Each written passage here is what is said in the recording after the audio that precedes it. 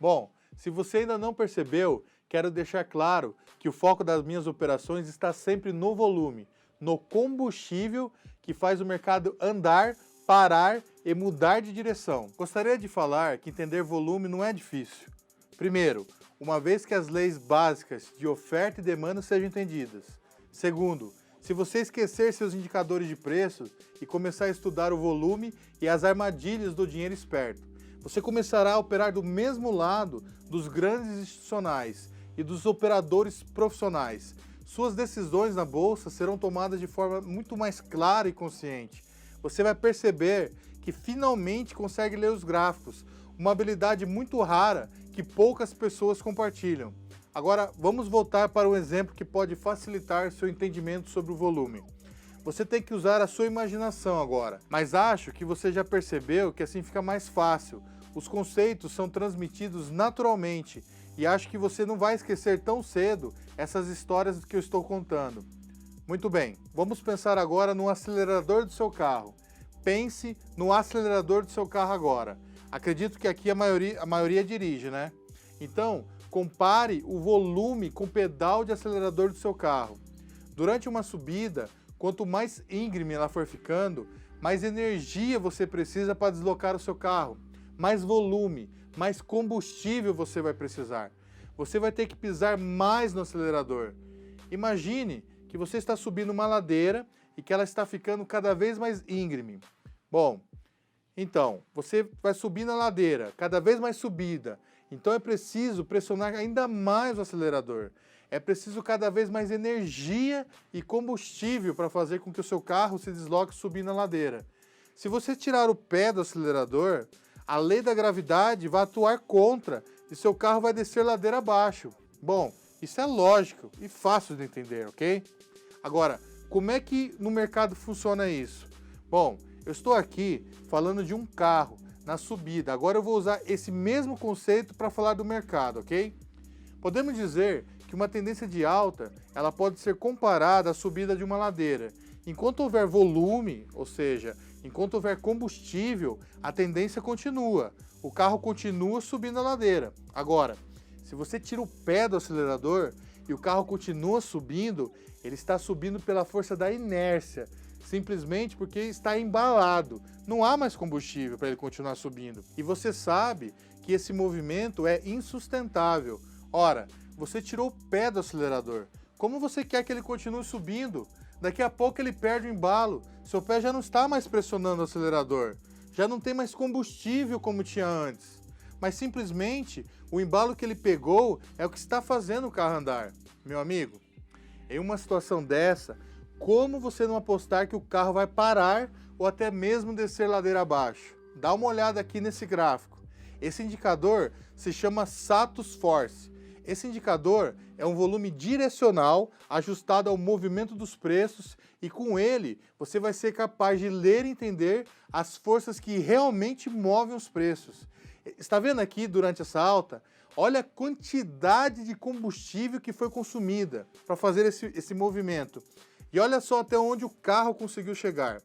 Começou a subir a ladeira, teve que pisar no acelerador. No segundo movimento, que fez o carro andar ainda mais, o acelerador foi pressionado novamente e foi pressionado com mais força ainda. Agora, no movimento seguinte, olha como houve uma queda gigante no volume. Mas olha lá, o carro continua avançando, ele continuou subindo a ladeira. Isso aqui já não é um movimento lógico. Menos volume, menos combustível, o carro avançando mais que o movimento anterior. Isso já é um baita sinal de fraqueza. Isso vai contra a lei da gravidade. O pé já não está pressionando tanto o acelerador e o carro consegue avançar ainda mais. Você consegue me explicar isso? Pois é. Realmente existe uma divergência aqui entre o preço e o volume. Qual que é o resultado? Queda, né, pessoal? O carro desce ladeira abaixo. Pessoal, esse indicador é muito importante no nosso dia a dia. Ele nos ajuda muito a tomar decisões. O nome dele é Status Force. Você só vai achar esse indicador nas nossas plataformas. Quem ainda não tem, basta se logar na sua conta da XP e inserir esse indicador chamado Status Force. Ele é exclusivo para os nossos alunos. Para você acessar, você precisa ser cliente da corretora XP e ter a assessoria da equipe trader. Tem um link aqui nessa página que vai te mostrar passo a passo para acessar. É muito importante, pessoal, que você acesse, pois essa é uma das principais ferramentas para o estudo e tomada de decisão desse curso. Nesse exemplo, está ainda mais claro. Olha o indicador Status Force. Ele está mostrando que o mercado está subindo cada vez mais, mas sem volume, pessoal. Nesse exemplo, antes de acontecer o movimento de ladeira abaixo, houve uma pausa para que os grandes players pudessem distribuir seus ativos para a grande massa. A queda não aconteceu logo em seguida. Somente depois dessa pausa da distribuição, aí sim depois veio o grande movimento de baixa. Ô Sato, mas, cara, esse é um assunto que eu acho que a gente precisa debater um pouco mais, conversar um pouco mais sobre isso, né? Porque se a gente está falando que isso é o combustível do mercado, é o que move o mercado, é o que faz o preço subir e depois parar de subir, né? Então, eu acho legal a gente discutir e explicar melhor isso, porque vai subir, não tem combustível. Até onde que vai subir, quando que a gente consegue identificar que esse combustível acaba e o mercado, né? Desenha lá, Sato. Desenha pra gente na tela. Então vamos lá, Matheus. A gente tem uma alta, ok? E aqui a gente tem um Status Force. Volumão. Ok? Tá. Aí a gente tem um novo movimento de alta. A gente vê o Status Force diminuindo, ok? Aí o mercado faz novamente um topo. O Status Force faz isso aqui. Primeiro, a gente está vendo o deslocamento de preço continua altista, ok? Topos acima. Topos cada vez acima. Só que a gente consegue ver que não tem mais combustível no mercado. Tá vendo? Cada vez menos volume. Exatamente, Osnei. Esse é um sinal do quê? Que o mercado está sem demanda. Sem demanda. E a perda desse controle, desse volume maior aqui, ó, tá vendo essa linha aqui? Stop. Tá vendo que aqui teve um player que girou, né? Sim. Conseguiu girar o preço. Sim. Ó. O que a gente vai buscar agora? A gente não vai vender, não, o mercado perdeu o combustível, vai cair. A gente tem leitura de fraqueza aqui, tá? Que é o primeiro passo. Primeiro passo, você já tá lendo o mercado. Aí a gente vai olhar o quê? Essa linha. Você vai então destacar o topo do maior volume. Isso. Do maior volume. E você considera o topo do maior volume, que é o controle do player. Exatamente, Osnei. Tá. Exatamente, esse volumão. Esse ponto aqui que fez o preço girar. Tá. Aqui teve um institucional que fez o preço girar para baixo. Tá. Para ele fechar esse volume, já é o primeiro sinal. Tá. Só que por inércia, o mercado continuou subindo. Essa por inércia, tem dois exemplos. O primeiro é que o Sato deu mesmo. Tem uma caminhonete subindo a ladeira, um carro subindo a ladeira. Se ele para de acelerar, põe no neutro, o carro continua subindo mais um pouco. Por mais um período. Por mais um período. Claro que já mais devagar e sabendo que daqui a pouco ele vai cair. E tem outro exemplo que fica legal também. De repente o Alessandro, que a gente falou que ele importa iPhone, de repente ele entrou comprando dólar nesse movimento aqui, que ele precisava comprar $1 bilhão. Vamos supor que foi um head. Um head do Alessandro, porque ele vai ter que pagar o container de iPhone. Isso. E aí lá em cima, Matheus, naquele ponto onde o Sato matou, o Sato deu liquidez pra ele ali. Isso. Acabou o fluxo. Acabou o fluxo do Alessandro, só que o mercado se animou. Cara, o mercado é pra cima, tal. E aí ele chama os outros menores players pro mercado. O Alessandro provocou essa alta e provocou nos outros players, bolsa 100 mil pontos, bolsa não sei quantos mil pontos. E aí eles, vamos comprar. Só que daí já não são fortes como o Alessandro. Por isso que o Force ali, a força do Sato, já começa a denunciar que são pequenos players. E os profissionais já começam a ver o mercado sem demanda, que esse fluxo aqui acabou. O combustível acabou, tá? E aí a gente vai procurar o quê? Quando o preço perder essa linha aqui, a gente vai o quê? Procurar, nesse ponto aqui, vendas. É aqui que é a hora que a gente vai entrar vendido no mercado, colocar um stop acima desse topinho aqui, que é o último sinal que o mercado atingiu sem demanda, acabou o combustível, a gente vai abrir venda exatamente no ponto desse, né? E vai tentar pegar o quê? Uma queda dos preços. Por quê? Porque como esse fluxo do Alessandro era um fluxo que tinha limite de contratos e acabou... $1 bilhão. $1 milhão. E não tem mais fluxo para continuar o movimento, e a gente tem ferramentas para monitorar isso, a gente vai procurar apostar o quê? Pelo menos que o preço vai voltar na onde? Antes do nível anterior. Eu acho que uma explicação até melhor. O Alessandro, ele causou um desequilíbrio no mercado. Então você está apostando que o mercado vai se equilibrar de novo. Exato. Vai voltar nos níveis anteriores. Isso, vai se equilibrar. Porque o Alessandro comprou, ele causou desequilíbrio no mercado. Agora você está apostando que ele volte a ficar equilibrado. Exatamente. E esse exemplo tem aqui, Sato, ó, na tela. Você separou aqui, vou dar um exemplo agora aqui direto no MetaTrader 5, que os alunos vão ter acesso, ok? A gente vê essa onda, a mesma onda que eu desenhei aqui, ó. O Alessandro, né? Exemplo. Comprando nessa perna de alta aqui, tá? 55.566 contratos, tá? Nesse nível.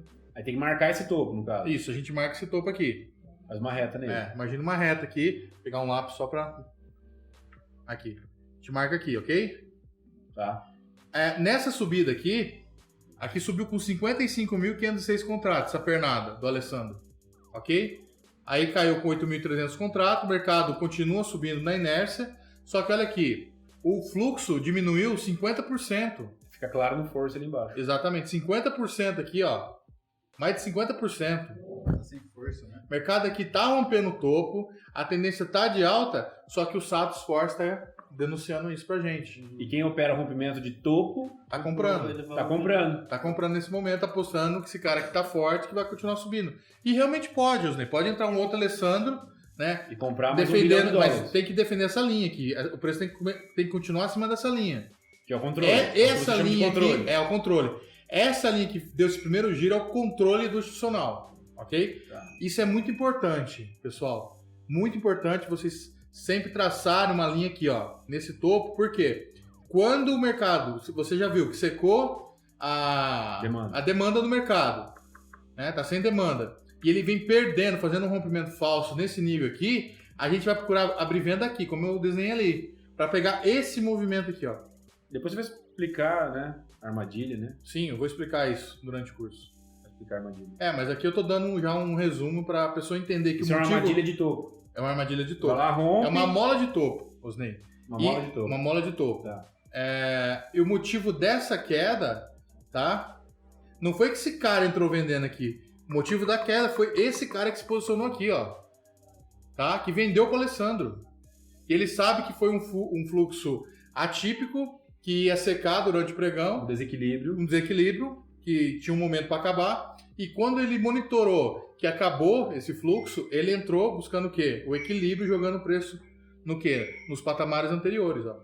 Você vê que ele volta justamente no patamar anterior, no fundo, ó. Aqui é um ponto já para começar a zerar, tá vendo a posição? Legal. E realizar o lucro. Top. Então, simples de entender. Não é difícil. Eu não tive dúvida. Claro, Alguma dúvida, pessoal? Muito claro. Ok. Esse indicador aí, um indicador. É um simples indicador, né? Junto com o Bookmap. Junto com o Bookmap. Aí a gente vai olhar a nanoestrutura aqui no Bookmap pra gente ver, pô, tem score aqui, tem parceiro pressionando os preços? Aí sim, Osney, depois de um sinal que o mercado tá sem demanda, aí sim eu vou procurar o quê? As escoras. As escoras. Na venda, e eu vou tentar seguir o agressor nessa batida, porque eu já tenho indícios. Aí agora você segue o agressor. Aí eu sigo o agressor. Naquele movimento ali. O que eu não sigo o agressor é nessa subida aqui, entende? Que o Alessandro tá comprando. Porque, primeiro que eu não conheço o Alessandro. Se ele ligasse para mim e falasse, Sato, eu vou comprar $1 milhão de dólares. Pode ser que ele fosse comprar 10. Isso. E tivesse aí eu ia comprar, mas eu não tenho essa informação. Entendi. E aí eu corro o risco de eu comprar no movimento final, de eu comprar aqui, achando que ele tinha mais, entende? Isso é o final do movimento. É o que acontece no mercado hoje. Quem tenta antecipar os players, né? Tá. Então, de novo, aqui a gente tem causa. Temos a causa do aqui. Desequilíbrio. Exato. Provocado pelo Alessandro, que entrou comprando dólar para pagar os iPhones dele. E depois você tem lá o efeito, que foi o movimento. Exatamente. voltando ao equilíbrio. E é que é muito importante, no começo, né, quando eu comecei a operar, em 97, o que eu achava? Eu achava que tinha player comprando e que tinha player vendendo, que eles estavam vendendo durante a baixa e comprando durante a alta. E é o inverso. Tá. Eles estão aproveitando do fluxo do Alessandro para desovar a níveis altos e depois vir buscar a preços baratos, entende? Entendi. Essa é a chave mental que o aluno tem que ter. Essa é a mudança. Essa é a mudança. É uma quebra de paradigma. E é legal que vai contra tudo e contra todos. Ninguém fala isso. Ninguém fala isso. É o contrário. Tá subindo, rompendo topos de fundos ascendentes. É pra comprar. E ali ele já identificou que tá sem demanda. Acabou os lotes. Perfeito, Ney. Tá bom. Ok? Acho que ficou claro. Legal. Ficou ótimo. Valeu, Sato.